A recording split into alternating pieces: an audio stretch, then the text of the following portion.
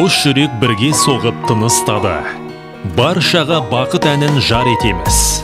Достарды, жора жолдас туыстарды махаббат думанына шақырамыз.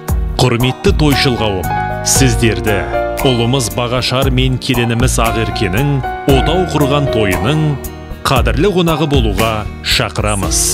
Той 2022 жылдың мамыр айының 21 күні сағат 19:00-де басталады.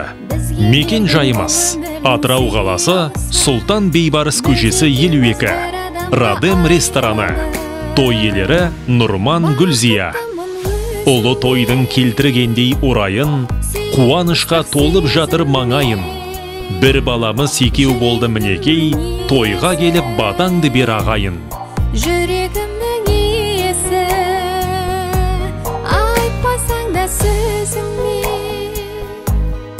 оған бәрін көзіңе.